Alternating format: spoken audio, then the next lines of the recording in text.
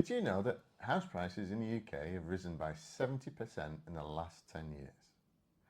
This has been driven wildly from COVID and other things, but generally 7% per year for a 10-year period equals a 70% growth. Now that is something to take home to the bank. Hi, I'm Steve Potter, one of the hosts of Property Legacy podcast, and here's Alice Potter, my daughter, who's here to support, ask all the awkward questions, and get as much information out of me as possible. Yes, and I very much enjoy doing that. Welcome to the Property Legacy podcast. We are here for season 3 and we're super excited. We're back here to present all of your questions, all of your burning questions about property. We are here to answer. So today we're going to talk about the ultimate guide to building a property portfolio. What do you actually need? How do we create clarity around a property portfolio? Because when we say property portfolios to people that haven't even purchased their first property, it seems way out of reach. So what are the steps and how do you make that journey to starting out with your first investment to building a property portfolio over time? And it's important to know that time is a massive aspect of this. Building a portfolio isn't a fast approach. It's going to take on average 10 to 15 years and a lot of commitment, but you will reap the rewards as it grows and you will learn a lot along the way. We have learned a lot so far. We have. And we're here to teach you all about it. Yeah, so a lot of people misread of what they can achieve in 12 months. They overestimate what they can achieve in 12 months, but underestimate what they can achieve in 5 to 10 years. So people think that property is going to be a get-rich-quick scheme, and they're going to be a millionaire by the end of the year, but only if you've got £1 million to put it in the first place and buy all the property, and then yes, you'll be a millionaire. So the idea is to approach the whole process of building a portfolio as a business. Not as something you're just going to do and dabble at home and buy in your own name. You need to buy in a company structure and create a business and then build that portfolio over time. And I think it's important to say too, people do these things as side hustles or passion projects. It can be that, but it has to be seen as a business. Yeah, when I started, I was working full time. I was away a lot. So even though I was doing a 13-hour shift, in between that, at lunchtimes, before I started work, after work, I was looking at courses, I was doing work towards building a portfolio. And it was all done over a period of time, and it was done step by step, making a couple of mistakes, then sorting them out, and then stepping up again. And it was just that process, hard work, grind of process to get to the point where we could say we have a portfolio. Yes, definitely. So obviously we see it all the time, this people wanting to be financially free. Mm-hmm. And it is a process. You don't become financially free in a week or a month or even a year. It is going to take time, but it's all about making sure that you have multiple different streams of income and setting them up throughout that time so that you know what money is definitely coming in, which can help fuel the additional projects that you've got going forward and help to continue to build your property portfolio. And there's lots of mistakes that can be made along the way. Chasing quick profits, lack of strategy or poor financing, things like that are really, really vital in order to move the needle. A lot of people think that they can get one property and things are going to go well. Things are going to go wrong. In any business, in any investment, it's not all going to be smooth sailing, and it really is a process of learning and developing and expanding your knowledge and your skill set that then actually gives you the skills to do that again and do it again and do it again and build a portfolio. If it was that simple, every single person that you know would be in property, and they're not. So what can you talk a little bit about what things over the last few years of you setting up your property portfolio you know, what are things that you fell short on, and things that if you could go back, you could give yourself advice on. What are the types of things that you would go back and kind of do differently? Yeah, well, as I said, everybody will make mistakes, and everybody doesn't know how to do everything perfect. And there'll never be a point that you do everything perfect. So you never get to the point where everything's perfect. Every deal you do is just runs smoothly. So, first thing I did wrong, the first 2 properties I bought was in my name. I didn't buy in a company structure. That is a rookie mistake. That is a rookie's mistake. I then went and got educated and knew what I'd done wrong and how to sort it out. But I talk to people all the time that have done this, and We've spoken to people on the podcast that have done this. yeah, exactly. It's not unusual No. because it's an easy step to get wrong. And if you don't know what you don't know. No. And that is unfortunately the way the world is, and you need to get in a good education. So you need to set yourself up with the right mindset, that you are going to be determined, you are going to put all your effort into it, and you will work long hours. A lot of people say, well, you know, how do you manage what you do? And I start at 5 o'clock in the morning and generally finish at 6 at night. And on certain times of the month, I then also go out for networking at night time. Yes. So, for instance, tomorrow we're in Manchester, so I'll be up at 5 and we'll probably get back at 11 o'clock at night. Yes. So that is the amount of effort I'm willing to put into building a portfolio and to build my group of companies.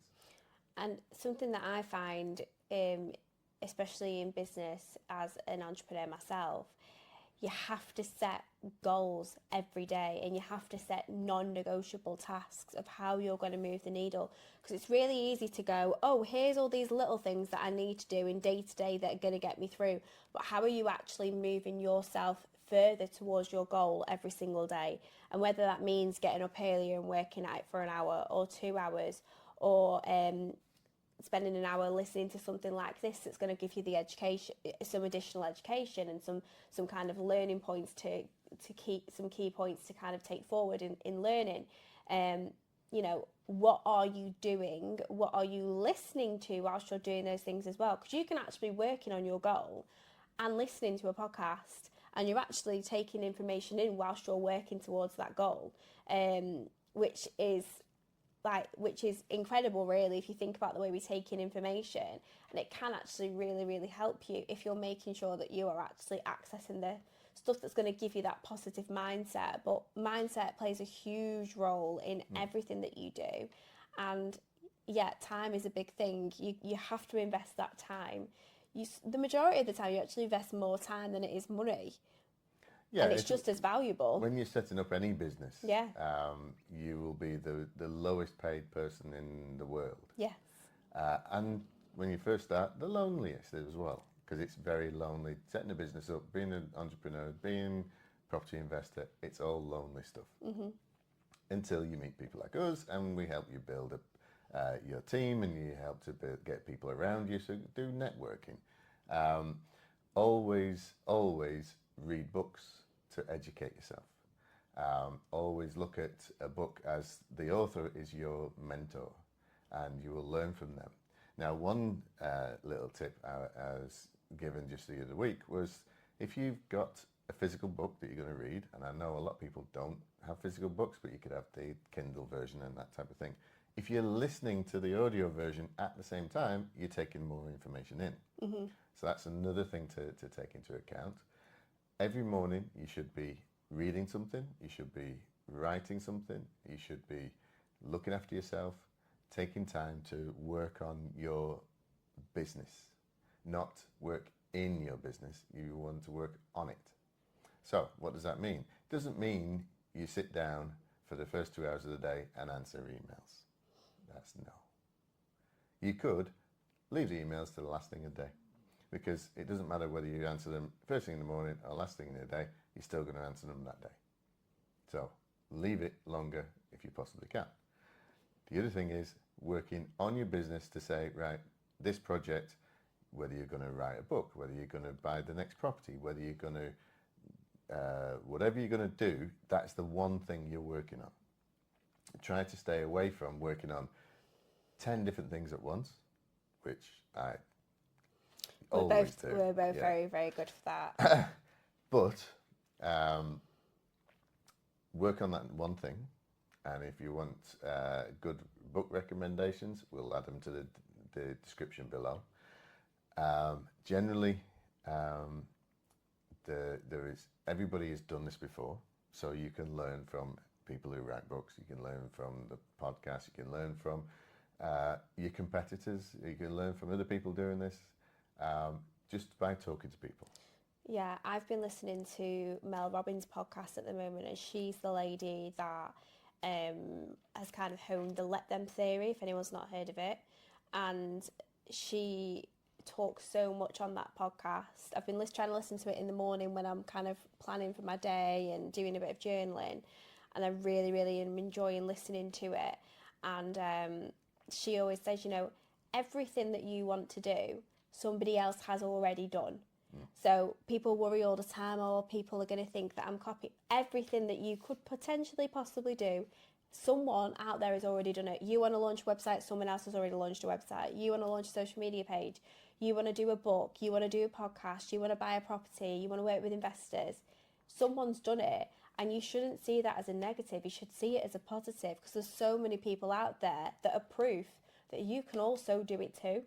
It's just having that mindset and being able to have that shift to go, well, that person did it, so can I. And it's making sure that we make that real time to make sure we move the needle all the time. Yeah. And the whole point is things will be slow at first. You won't have huge wins every single day of the week. But by focusing on the goal of becoming a property investor, could be years down the line, it could be 6 months down the line, but at the end of the day, you need to enjoy the process of getting there, because if you group things to do every day, that if you complete that, you're a step closer, then you accomplish things every day.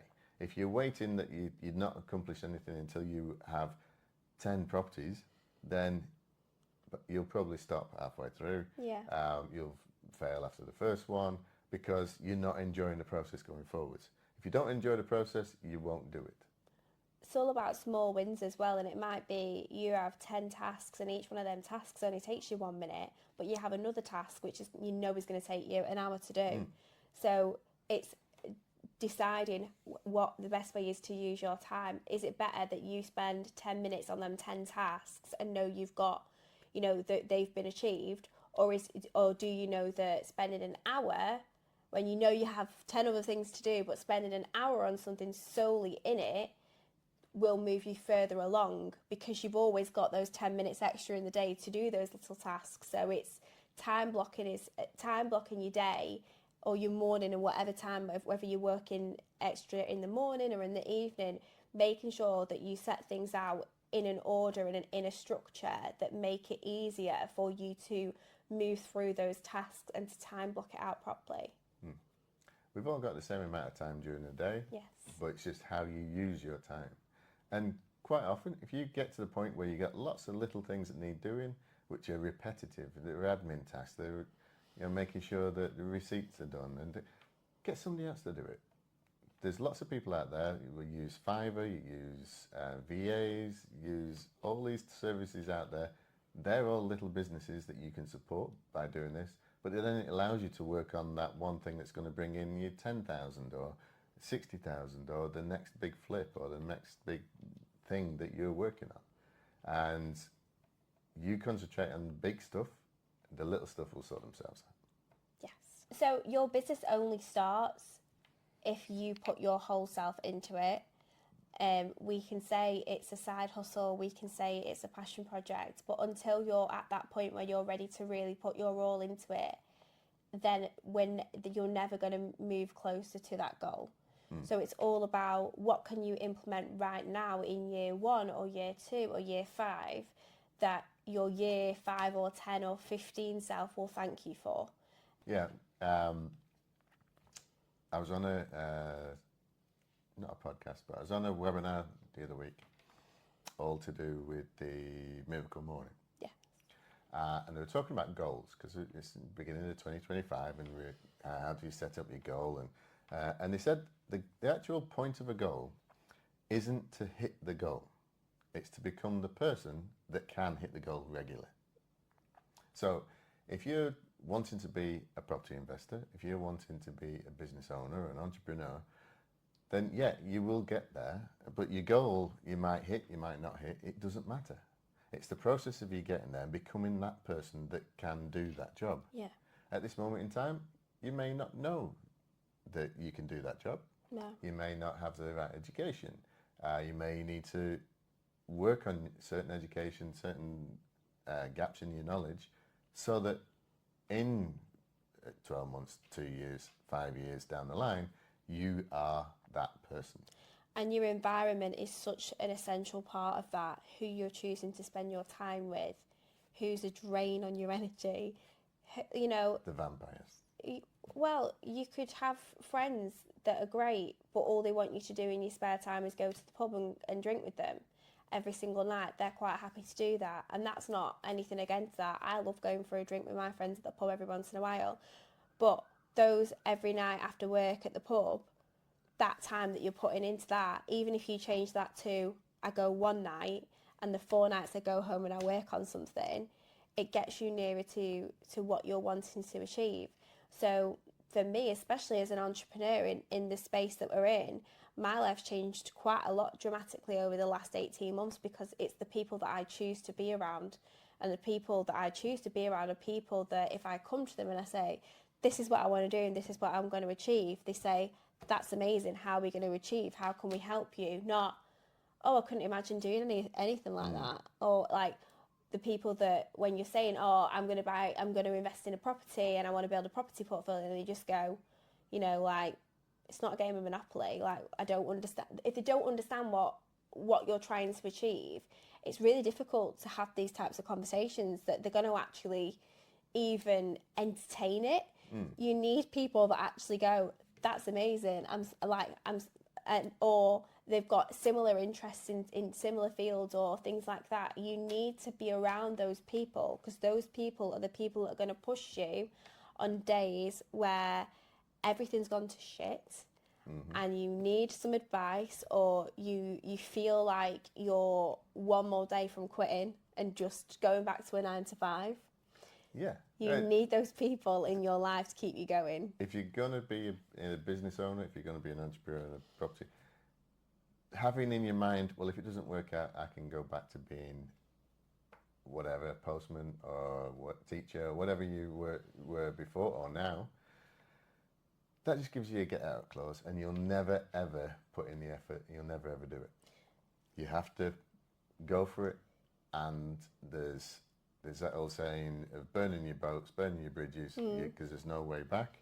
That's the way you've got to look at it. You have to reinvent your new life and reinvent a mindset that says, it's not even what if it doesn't work out. The only option is it's going to work out and it's going to change your life. That's it. And that mindset shift comes over time. It isn't something that can be done straight away.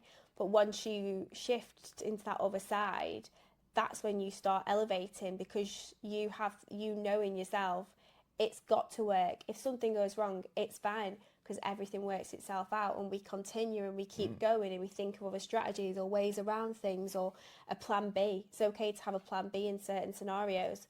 What it isn't okay to do is have a fallback to go, oh, it's fine, I'll just go back to that, which I was miserable in the first place. The majority of the time, we want to run these businesses and start these businesses because there's something that we know that we're destined for, which is better than what we're currently in right now. Yeah, and the thing is, anything is possible.